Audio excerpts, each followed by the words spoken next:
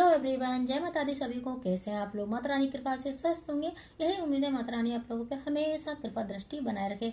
आइए जानते हैं घर के मंदिर में कौन से धातु का जल से लोटा भर के रखना चाहिए, कौन से धातु का दीपदान किया जाता है, कौन सी बाती का दीपदान किया जाता है अपने घर के मंदिर में।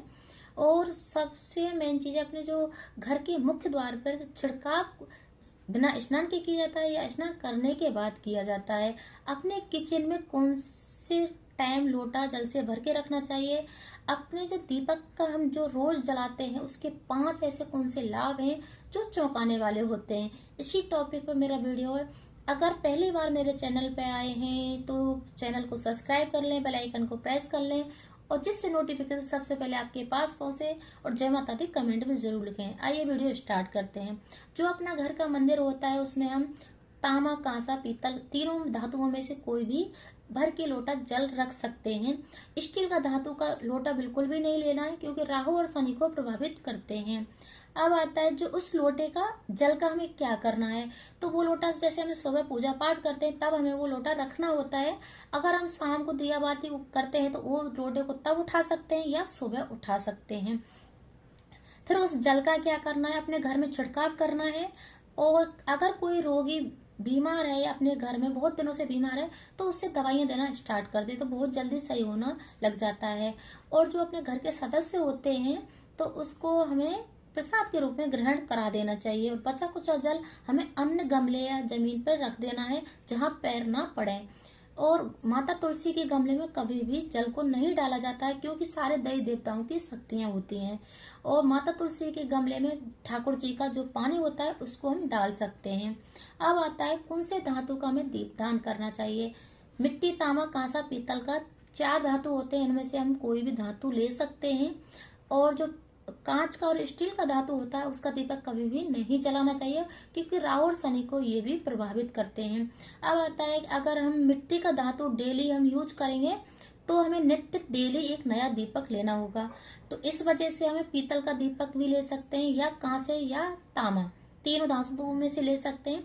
उनको साफ करके हम दीपक जला सकते हैं। अब आता है कौन सी बातें लेनी चाहिए अपने दीपक में।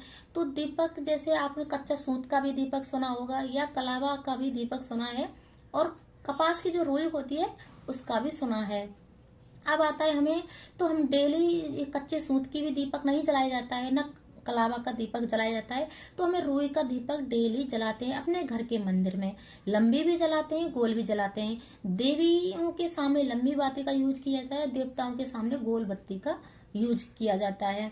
अब आता है जो मुख्य द्वार होता है तो उस पे जो छिड़काव करते हैं तो सूर्य उदय से पहले छिड़काव किया जाता है। बिना स्नान किए भी छिड़काव कर सकते हैं क्योंकि सुबह उठते हैं जल्दी ही छिड़काव किया जाता है और सूर्य उदय से पहले ही इसका छिड़काव किया जाता है।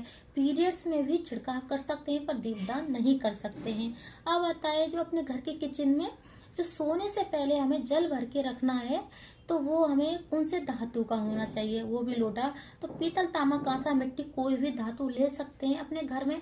जो किचन में सोने से पहले हमें सूर्य अस्त होने से पहले मतलब सोने जा रहे तब हमें ये भर के रखना है।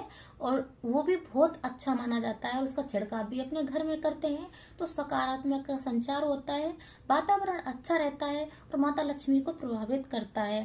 तो इस प्रकार से पितरों का भी दोष मुक्त होते हैं अगर हम ये कार्य करते हैं।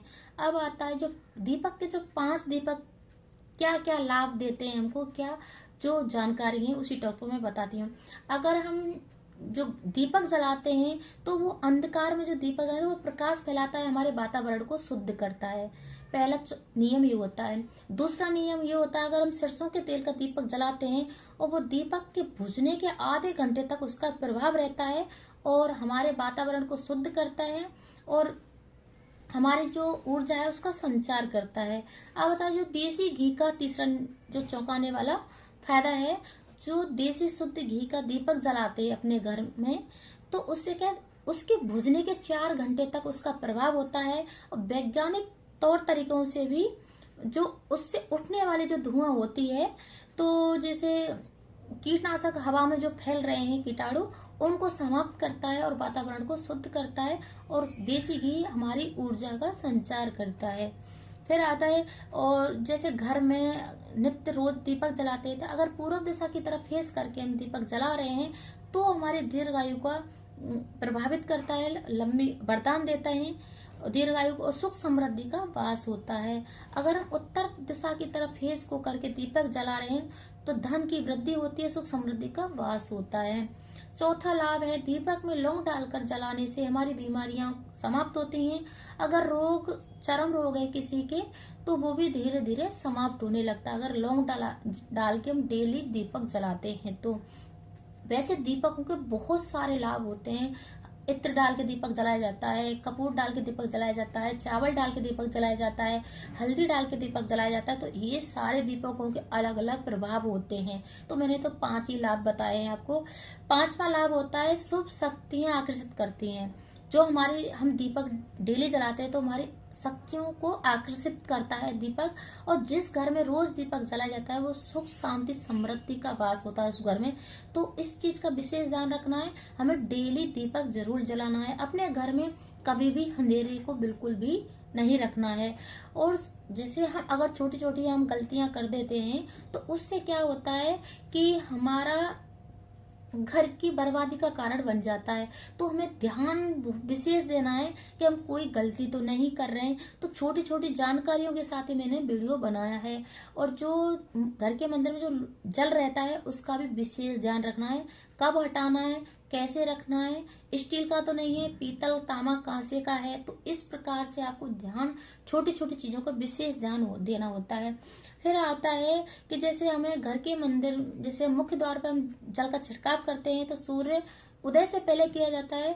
और जो किचन में जो लोटा जल से भर के रखते हैं वो सूर्य अस्त होने के बाद किया जाता है, जो हम सोने जा रहे हैं उस टाइम किया जाता है। तो उसका भी जल का छिड़काव देना चाहिए।